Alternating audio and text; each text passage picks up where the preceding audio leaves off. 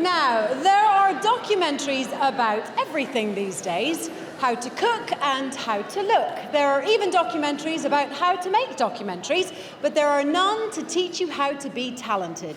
And the people behind tonight's nominations learned that all by their very selves. To present the award for documentary series and make it sound super official, from TV3 News, here's Colette Fitzpatrick.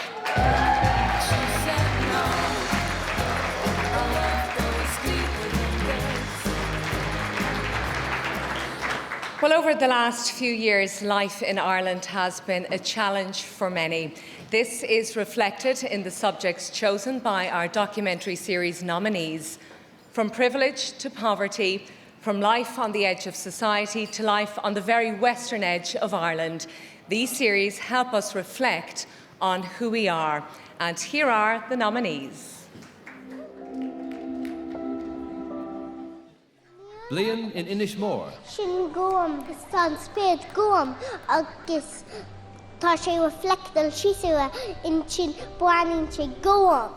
Darndale, the edge of town. Get it away me, I started to wreck my head, you really are. Welcome to Darndale, the edge of town.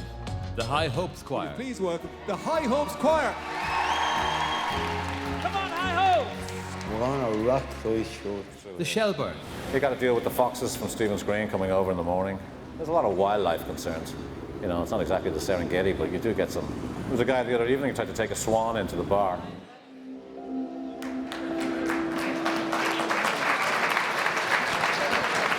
And the IFTA goes to the High Hopes Choir.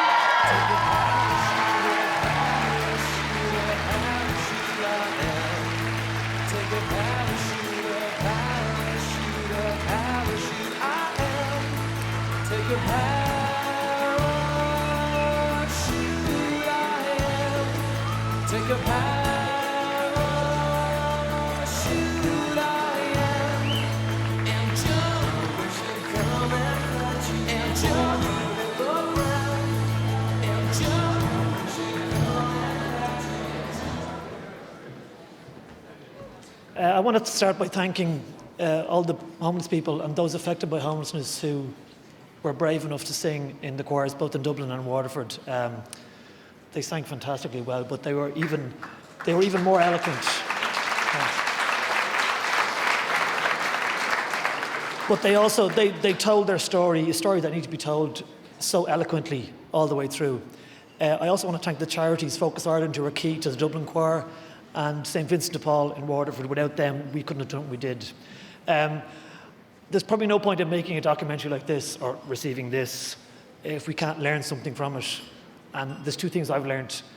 One is we need to keep funding the arts in Ireland, particularly at community level, and also in arts education. It's very important. You can see the difference it makes to the people.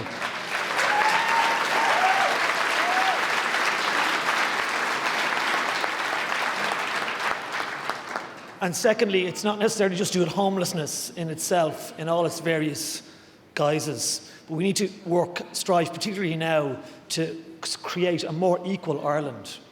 Because at the moment, we're in the middle of a so-called recovery, but I can't help feeling there are swathes of our people being left behind in this recovery. We need to make sure that we don't forget the people who can't keep up with us in terms of the recovery. We need to create a more equal Ireland.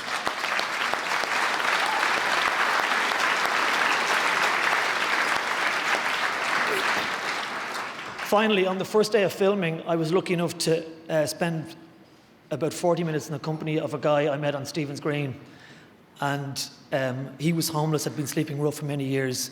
That man died last December. His name is Jonathan Corrie, and I dedicate this to his memory. Thanks very much.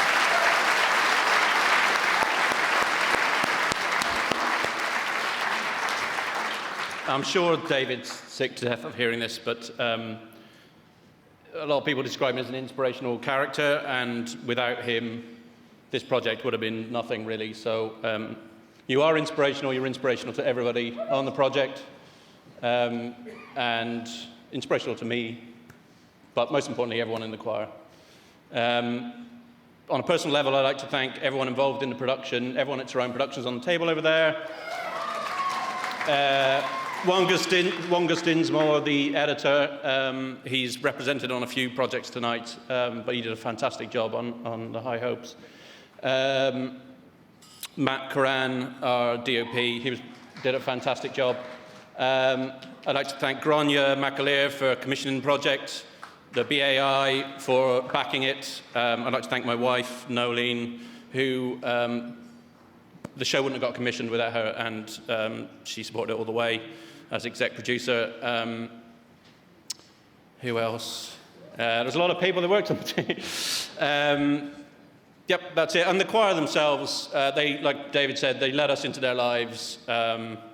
Some amazing people. And if anyone had said you're going to work on a homeless documentary and have the time of your life, I would have said that you were mad. But the most fun I've had in TV. It was brilliant. Thanks very much.